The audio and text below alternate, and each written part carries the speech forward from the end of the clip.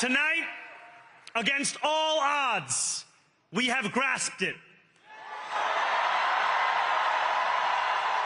The future is in our hands. New York City has turned a page.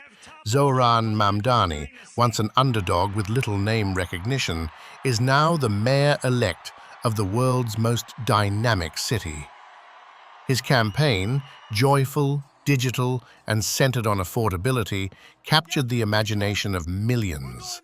From low-cost housing to fair wages and accessible transport, Mamdani promised a New York that works for everyone.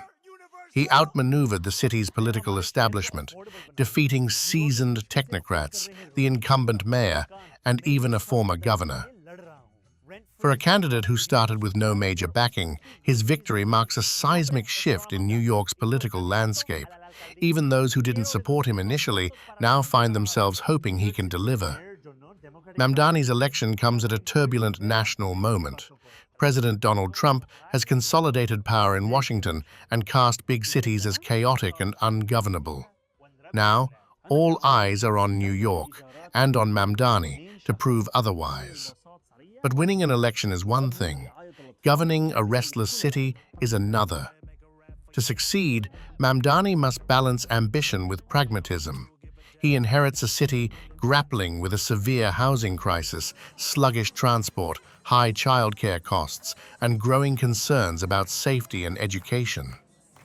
On housing, he has already shifted positions, embracing private development to boost supply while pledging 200,000 new rent-stabilized units. His challenge will be to ensure construction keeps pace, with experts calling for 50,000 new homes each year to ease the crunch. In transport, Mamdani wants faster, even free public transit. Yet planners argue speed matters most.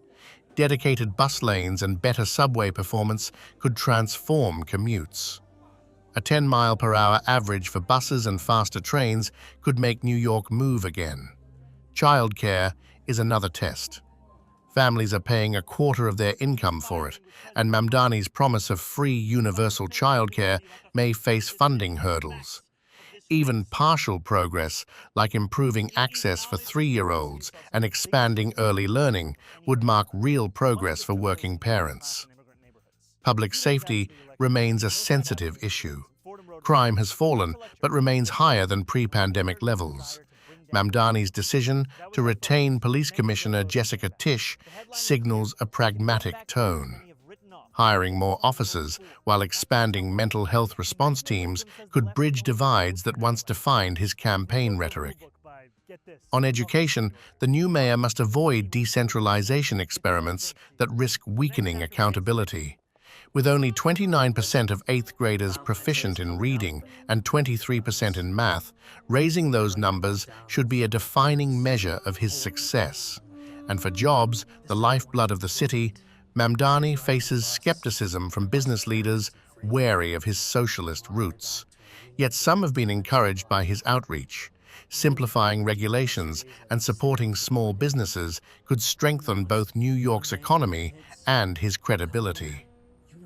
Zohran Mamdani will take office on January 1, 2026, as New York's first Muslim mayor, its youngest in over a century, and its first immigrant leader since the 1970s. His challenge now: to prove that bold ideas can translate into measurable change. If he can make New York more affordable, safer, and more livable, if buses run faster, schools get stronger, and jobs return, he could become not just a successful mayor, but the face of a new generation of pragmatic progressives in America.